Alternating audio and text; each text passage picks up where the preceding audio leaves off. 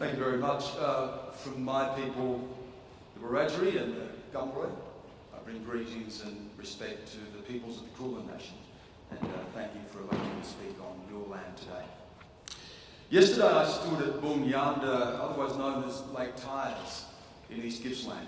I'd been invited to speak to a group of educators in Lake's entrance. The local Gunai Kurnai elders kindly invited me back out to their home. These moments are precious to me. They're opportunities to connect with people of another country, of another nation.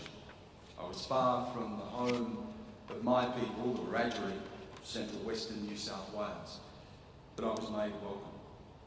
As is our way, I spoke to a local elder there, a lady, and we mapped our personal histories. My family's song lines connect there too. In the late 1880s, my great-great-grandfather Frank Foster, along with his two sisters, was taken from his home at another mission at Wallaga Lake, just across the New South Wales border, and sent to a new Aboriginal settlement at Malaga on the Murray, then to Cumbregunja, and later to Warringezda Mission on the Murrumbidgee. Frank eventually married a Wiradjuri woman there, Lydia Naden. Together they had my great-grandmother, became the matriarch of a big Wiradjuri clan. The Foster family has links into Lake Tyers. Within minutes, the local elder and I connected our ancestry, and as we find wherever we go, we were related. She pointed to a photograph in the local community hall, a man they called Pops Foster, another link in my family tree. This is an ancient ritual for us. This is the expression of our sovereignty. These lived and living ties bind us to each other and identify who we are and where we are from.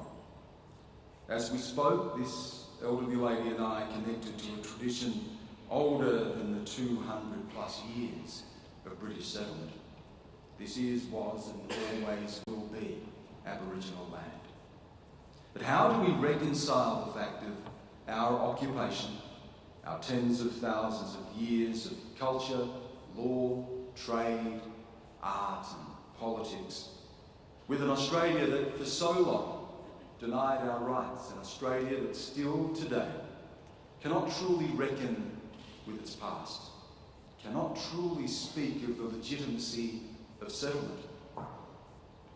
The people of Lake Tyers, the Gunai Kurnai, resisted the coming of the whites to their land. Years of guerrilla warfare devastated the people. Massacres left unknown numbers dead, people shot and poisoned. In 1864, a Gippsland squatter, Henry Mayrick, wrote, "The blacks are very quiet here now. No wild beast of the forest was ever hunted down with such unsparing perseverance as they are. Men, women and children are shot whenever they can be met with." The conflict there mirrored the conflict in other parts of the country, a pattern of resistance and death. My people, the Wiradjuri, became locked in years of violence with settlers and soldiers after the crossing of the Blue Mountains in 1813. At the height of the conflict in the 1820s, it was described by the reporting of the Sydney Gazette as an exterminating war. Martial law was declared. Wiradjuri could be killed with impunity. William Cox, a notable settler and a man given the first land grant after the crossing of the mountains, once said, "It is better that all the blacks be shot and their carcasses used to manure the ground, which is all the good they are fit for." As I stood in Lake Tyers, I was reminded how we are linked by our stories, our tradition, and our blood. That what has happened to us here has happened to us all. The fight for justice, our rights, has never wavered. We have never lost the will, despite overwhelming and often brutal odds. That 200 years plus after the British claimed our country and extinguished our rights, I could stand on a cool winter's afternoon and through our stories find kinship. Earlier this month, I stood somewhere else and I felt the weight of our history there too. I stood in a room in our nation's capital, a room in our National Archive. I held our Constitution and I felt its pull. In my hands was my country, imperfect, incomplete, indissoluble. Queen Victoria's signature of royal assent is fading as a faint reminder of how it required an act of British Parliament to make Australia a nation. The Constitution sits now protected under glass and dim light, lest the ravages of air and time erase it. Rarely is it removed, and to hold it was a privilege. I have a romantic disposition and affection for tradition and a reverence for antiquity, and with that document yellowed and weathered, removed from the protective glass casing and resting in my hand, it did hold a powerful resonance. I spent much of my professional life reporting countries and peoples who could not hold, torn apart by age-old enmities, religion, history and ideology. I have witnessed firsthand the troubles of Northern Ireland that pitted Catholic against Protestant, the Cold War relic of North Korea, the nuclear fault line of Kashmir, and the existential standoff between Pakistan and India, the rise of China and its mantra of throwing off 100 years of foreign humiliation, and the bloody borders of the Middle East. This Constitution then speaks to our resolve, our endurance, the strength of Australia's democracy, and the capacity for disagreement without violence. The words of our founding document hang heavy with the weight of history. These words come from a time of great debate, when a people sought to lift their gaze from parochialism and out of difference to find union. The words speak from our past, define our present, and underwrite our future.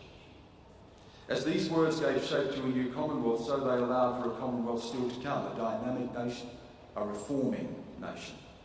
In its final section, section 128, the Constitution allows for its own alteration. Change can come only from the people in a referendum carried by a majority of voters in a majority of states. As we have learned, it is a formidable requirement. In 44 referenda put before the people, only on 8 occasions has there been successful carriage. On the day I held our Constitution, I held to the most resoundingly approved amendment. In my hand was the Constitution alteration, in brackets, Aboriginals, 1967. It won 90.77% of votes cast and carried in all states. It altered both provisions in which Aboriginal people were mentioned.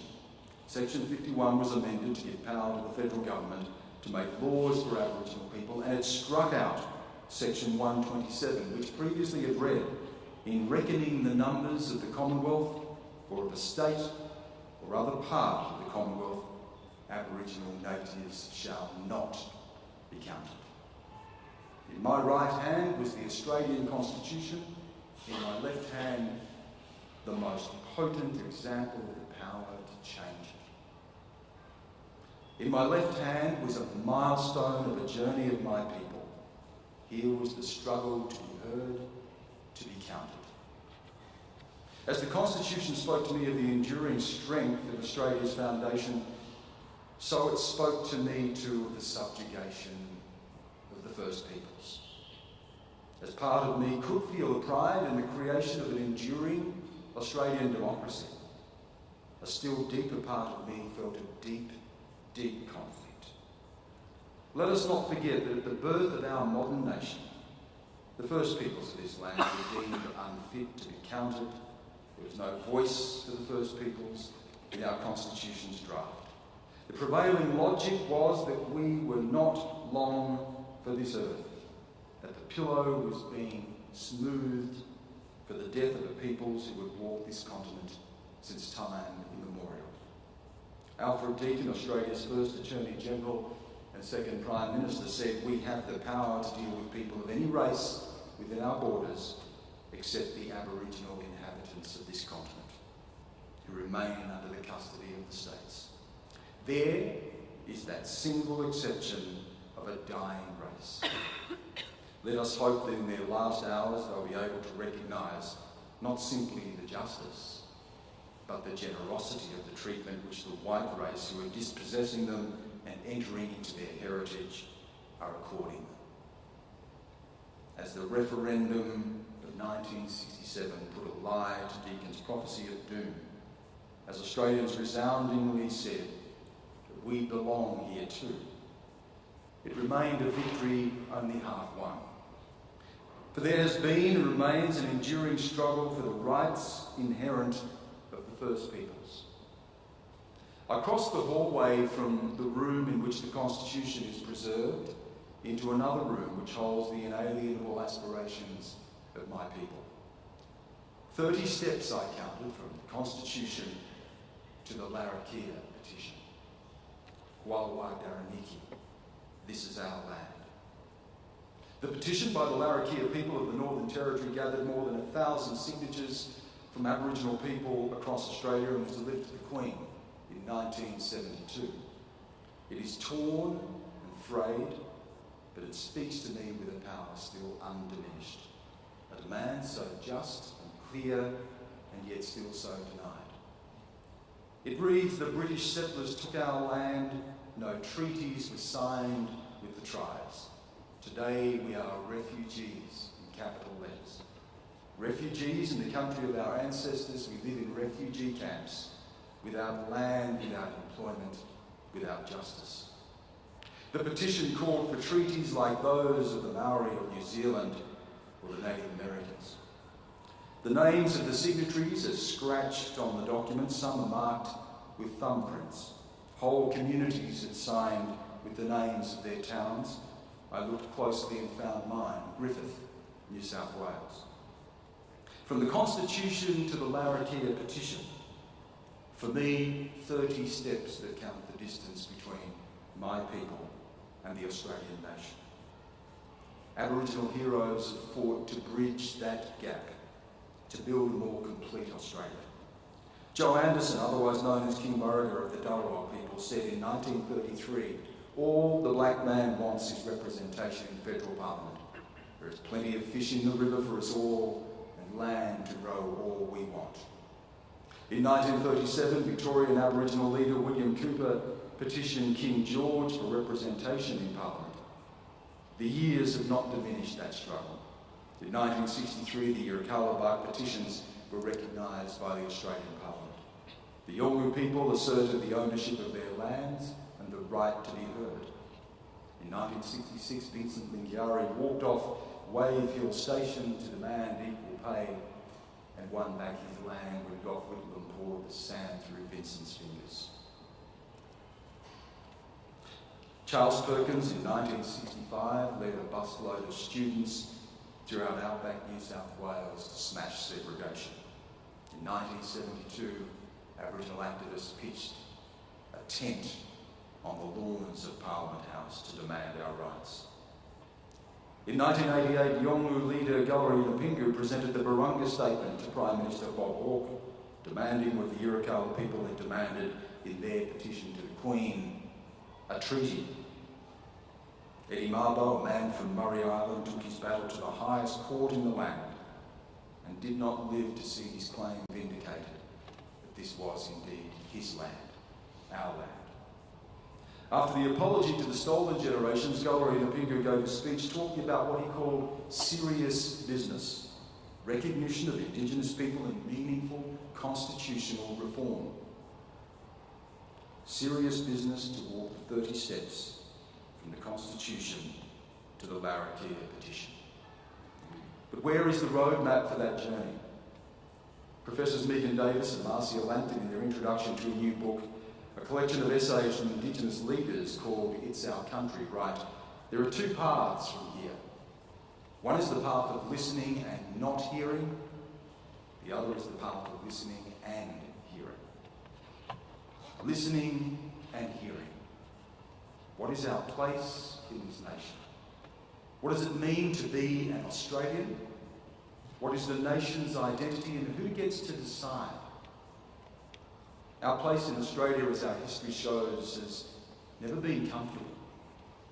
We have been invisible, framed by what the Black American writer Toni Morrison has called the white gaze. In the white imagination, we're at first an archaic civilization devoid of rights or basic humanity, then a doomed race bound for extinction, or a people forecast to disappear, to be absorbed into Australia, to be assimilated. Where is a place in Australia for the First Peoples with rights inherent, with the capacity to determine our destinies, to preserve our traditions, our languages, our songlines? Australia can be said to be a nation that leads the world in creating a tolerant, cohesive and safe multicultural society. The current excitement over a resurgent Pauline Hanson and calls for a ban on Muslim migration notwithstanding. But we lag the world when it comes to the rights of Indigenous peoples, the only Commonwealth nation not to have signed a treaty with First Peoples. Why is it that Canada, the US, New Zealand can acknowledge fundamental rights and we still cannot? Standing in Melbourne, I note that this state of Victoria has begun a process that may indeed see the first such treaty on Australian soil, while the federal government still inches forward on an as yet undefined idea of constitutional recognition. As a member of the Referendum Council that is consulting with Indigenous communities across the country, I am hopeful, as I am hopeful for a treaty here in Victoria. I believe treaty and recognition are not mutually exclusive, indeed they may inform each other. But I am also mindful, and if my optimism sometimes threatens to overtake my judgment, my people are very quick to remind me that the First Nations struggle to have faith in a system of justice that is not always shown faith in us. The philosopher Hegel spoke of people not being at home in the world. For Indigenous people, we have to contemplate the reality of not being at home in our world, estranged in the very land of our ancestors. The Australian political philosopher Duncan Iveson has tried to reconcile Western liberal democratic ideals with the plight of Indigenous peoples to try to make a better fit. He speaks of a theory of justice that enables people to feel at home in the world when he or she is not alienated from the institutions and practices of that society. That being at home in the world is not just having to be resigned to accepting or accommodating injustice. He notes John Rawls' idea of reconciliation through public reason, of people being able to endorse the institutions and practices of society and not merely have to tolerate them. Of course, Iveson cautions that for some this may not in fact be feasible. Such people are caught in an in-betweenness that can appear inescapably hopeless. This is a hopelessness that can be seen amongst Indigenous peoples who withdraw from the political process that can appear to have abandoned them, manifest in all the social ills that we see afflicting such societies. We see that here in seemingly intractable socio-economic disadvantage, catastrophic imprisonment rates, and heartbreaking incidents of youth suicide. Indigenous kids under the age of 14 are 9 times more likely to take their own lives. 9 times. How do we bring hope to this hopelessness? There are fundamental questions here, questions of the foundation of Australian settlement, questions about the capacity of our political system to accommodate the rights of Indigenous peoples, indeed questions about what those rights are and how we decide.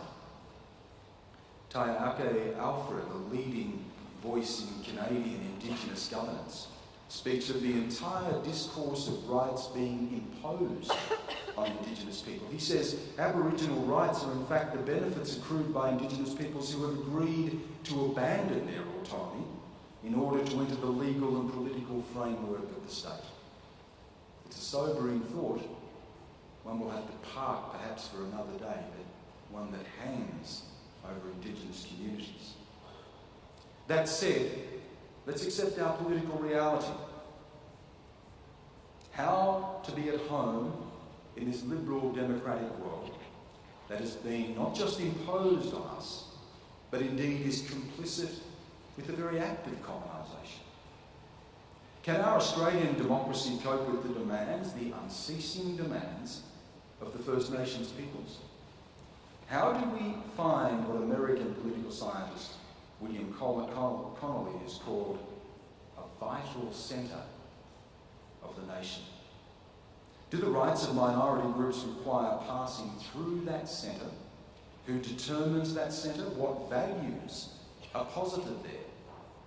Connolly also warns of a black hole at the centre, a place occupied by the loudest voices of narcissists who wish only their self-representation. We see and hear those people on our television screens, our radio stations, and in our media today. The centre is being challenged and redefined in our world as we see a rise of populist voices on the left and right. Here in Australia, a polity looking for something to believe in. A quarter of Australian voters at the recent election abandoned the major parties in favour of a constellation of interests, some returning to the old siren song of One Nation and Pauline Hanson. Our democracy is being recast, and the clamour of voices, in that clamour of voices, ours, the First Peoples, needs to be heard. If our core commitment is to Western liberal values, how do we make a place for those who have lived outside that world? How do we make Indigenous peoples feel at home without being extinguished? Can we, to paraphrase J.S. Mill, soften the extreme form and fill up the intervals between us? These are the questions I pondered as I drove from Lake Tyers, as I drove across the land of the Gunai-Kurnai, and I watched mist fall over fields that have been sites of death. It is the question I pondered as I stood in the National Archive in Canberra earlier this month. When I held the Australian Constitution, I did feel a great reverence. But when I looked upon the Larrakia petition, I felt belonging. I felt at home in the world. The measure of our country is when those great documents can speak equally to us all. Thank you.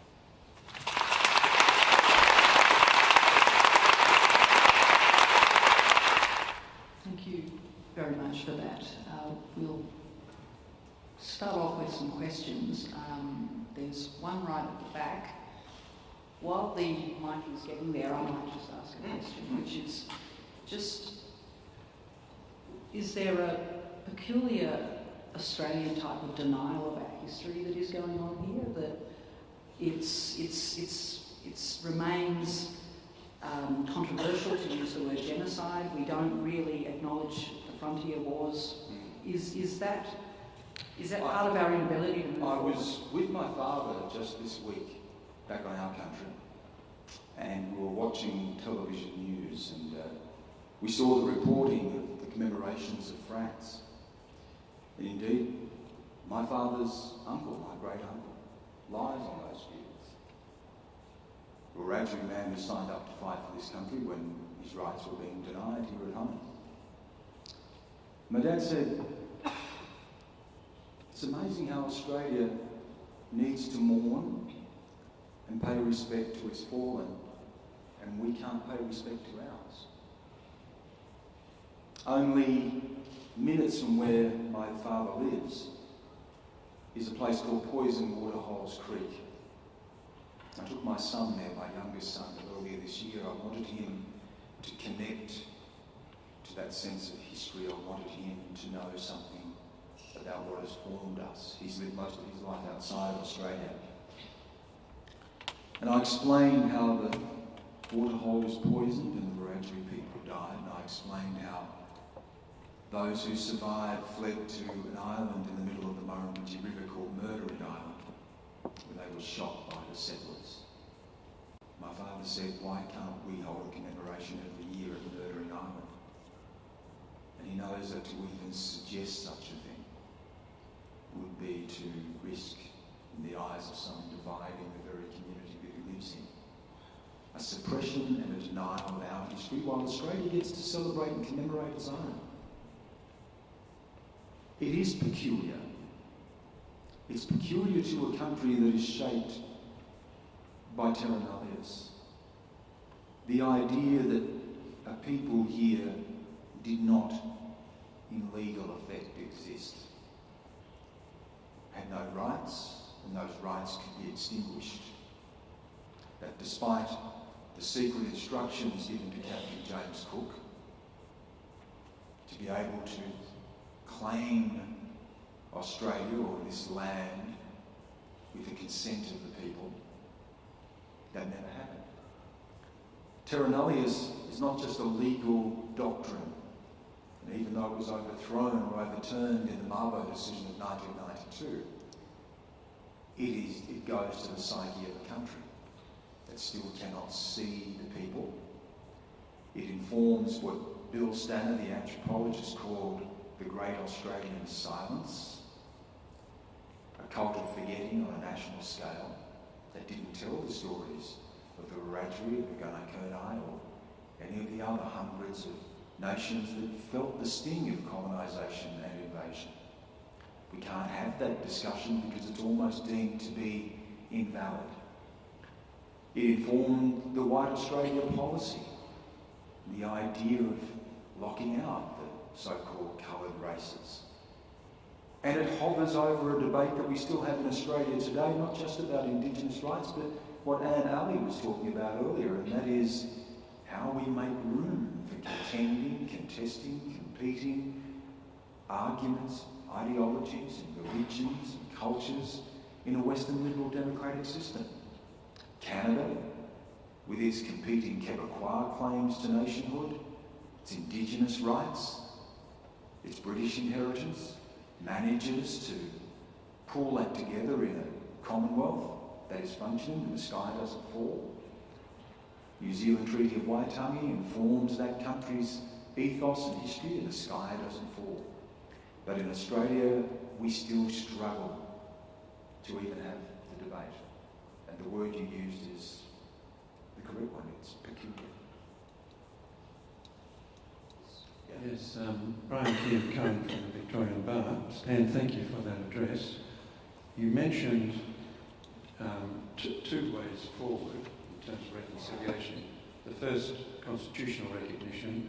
The second, entering into a treaty, or treaties plural. Yeah. And you mentioned you were of the view that they may be complementary. A treaty is usually an international agreement between sovereign nations. I'm just interested in your attitude to overcoming that hurdle, since clearly today Aboriginal communities are not sovereign nations. But yeah. Is there some way through this? The treaties that exist in Canada and North America and New Zealand are treaties that exist within the sovereignty of the states of those countries.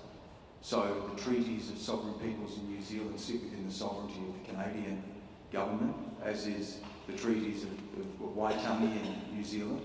Peculiar in New Zealand because the Treaty of Waitangi, of course, came before the sovereignty of the state of New Zealand. It was the Big Bang that gave rise to the state of New Zealand. So there is a model for treaties between sovereign peoples within an overarching sovereign state. The various discussions that are being had at the moment, I was fortunate enough to be here in Victoria to be involved in the treaty discussions. I was really honoured to be invited to mediate those discussions over 2 days, predicated on the belief that there is a sovereignty here. The people are sovereign people and they can enter into sovereign agreements with the sovereign state of Victoria that enshrine the self-determination of the local people. And at the same time, of course, there is a process underway for potentially going to a referendum around recognition, which, as part of that discussion, is looking at what Noel Pearson has described as a hook, which can be placed at the apex of that constitution, which may give rise to a formalised representative body that can inform and advise government about policy towards Indigenous peoples, and may perhaps be a mechanism for future negotiations of treaties. So there are many ways of sort of looking at this, and of course treaties are not just treaties that exist between countries at an international level. There are treaties, trade treaties, there are defence pacts that are called treaties. There are, I think Mick Dodson recently said that there were 17,000 forms of agreement in Australia right now between Indigenous people and various non-Indigenous entities. Yeah, well, native title, land rights, water rights, land use, land management, agreements with mining companies, that form in their way small treaties that have not been given that full overarching impact yet. Well, we needn't get obsessed with language. We live in a federation where sovereignty is divided between the Commonwealth of States and the Territories. So lots of precedents there. There is, exactly. We live in a country of layered sovereignty. Layered sovereignty, No, thank you for your question. We'll take the next two questions together. Thank you. One One there and then one down here. Georgina Dartman, Concerned Australian. Thank you, Stan. Sorry, I can't see you. Just here. Thank you. Oh, there you Georgina Dartman. Thanks. The microphone here is My distracting. question was around sovereignty, actually. Could you explain sovereignty to us? And I know through our work with the Yolngu, they very much believe in now. They are sovereign peoples and they're ready for treaty now. So where do you see this, and a lot of other nation groups as well? So this is a conversation I believe we need out there in the mainstream. Yes, thank you. It's a difficult, thank you. Look, I'm not a constitutional lawyer, and I wouldn't pretend to be. I read a lot of philosophy and read a lot of law, and I think it behooves us as Indigenous people to try to understand our place in the world. The moment you move into a sovereignty discussion in Australia, of course, it's hijacked by those people who wish to paint it as being something as antithetical to the Australian state, that somehow diminishes the Australian state. As John Howard said, how can a country have a treaty with itself? Well, of course, other countries do exactly that. They do exactly that. Sovereignty is defined in many different ways. There is a sovereignty as a state of mind, of a belief in your connection to place and country, a connection that in our case extends to time immemorial, to our ancestors and our songlines. When I walked into Lake Tyers, when I was invited by the people to sit down with them there, I was respecting their sovereignty and connecting my songlines to them. A visible and real expression of a lived and ancient sovereignty. There is, of course, political sovereignty. There is the sovereignty that is defined in the Westphalian tradition around the nation state, usually enforced through the use of military might. We see that contest right now in the Middle East with Islamic State establishing a state of their own, equipping it with a military, and proclaiming their borders, occupying that and trying to act as a state. We see it around the disputed borders of the Middle East and the breakup of the Sykes-Picot Agreement. We see sovereignty defined in places like North Korea, clinging to an old Cold War division, arming themselves with the capacity to defend what they fear of being an invasion from the United States. And we see a battle over sovereignty played out in the South China Sea right now. China laying claim to disputed islands that could very easily trigger a much broader conflict. And then there is the projected, claimed and contested sovereignty of various peoples. Peoples that exist within nation states, the Catalan, the Basque, the Quebecois, the Indigenous peoples, the Welsh, Scottish, people who are trying to express their political identity based around their idea of nationhood when that nation has been subsumed by a state apparatus. So there are many ways of defining it. There are many contests around the world in trying to define exactly how those sovereignties would be expressed. Here in Australia, as I outlined, I think while there are those who look at ways of trying to reconfigure the idea of the state, secession is one, of course, that people in other parts of the world have looked to, not something that, given our political reality, is broadly accepted as feasible here. So we are left with a Western liberal democratic ideal that is contested and fought over, and can we expand the notion of that Western liberal democracy to include group rights in what is a system predicated around the freedom of the rights of the individual? And this is our struggle as Indigenous peoples, to find a place to be at home, to engage with the nation and have allegiance to the nation with our rights respected, and then freeing individuals to pursue their individual aspirations and dreams, to walk with dignity and honour and justice in the country of our ancestors. That is a difficult discussion to have in a heated political and media environment which is so often predicated around conflict, rather than trying to understand and enlarge the idea of what we can be and who we can be as a nation. Thank you. We'll have one last question.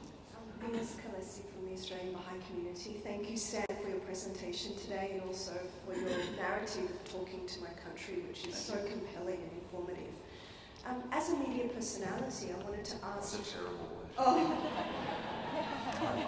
No, I have a personality. As an editor of 3 different national media outlets, how do you see the role of the media, its influence in shaping the discourse on Indigenous reconciliation? It's crucial, and it's especially crucial at this time where our polity is so fractured and so contested. There is a quest for authenticity right now in our national political discourse, and as a result of that, we see a fracturing of that political centre and people looking elsewhere, and the rise of people who are seen to represent some form of authenticity. So Pauline Hanson strikes a chord because of the way people can relate to her as an expression of how people feel, rather than necessarily what they know, what the facts of the argument are. The media is attracted to those types of lightning rods, individuals who can personify those fractures in the community. Who can, what better than just someone like Pauline, who is now a brand, who exists as a one-word name, like Madonna, Elvis, it's just Pauline. And that's the media. The media likes those sorts of individuals. They are good copy. The media is built around a paradigm of conflict. Journalists instinctively go to the point of conflict in a story as a way of being able to then describe the elements of those stories in a fairly simplistic and more often than not entertaining way. But in the contest around that conflict, you lose nuance. So we're not going to necessarily remake the media. The age of social media has added another dimension to that, and that's both put the access to information into the hands of people more widely, but has also created its own fault lines around abuse, and lateral violence, and, intimidation, which is then carried over into the mainstream media. How often do you see the mainstream media today now reporting conversations online as if they are representative of a national discourse, rather than the heated sort of abuse hurled by people who hide behind, pseudonyms.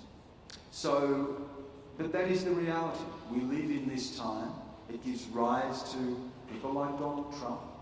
It gives rise to people like Marine Le Pen in France, on the one hand, or Syriza in Greece on the other. We live at a time when people are challenged by globalisation, manufacturing jobs drying up, the question of borders up for debate, the question of values up for debate, Brexit, born out of a desire of people to reclaim what they see as their own inherent sovereignty, the economic claims of sovereignty of countries like Greece. And this is very heated, contested space, and the media feeds off that conflict. So we have to accept that this is our political time and this is our media. And then for people who engage with that space, to walk into that with their eyes wide open and understand that you need to be forceful and you need to be coherent and you need to present what you can present in as factual and cohesive a way as possible, but mindful of the fact that you are entering into this combative environment. And the media is not necessarily going to do you any favours, sadly. Why am I still in it? I don't know. There it goes.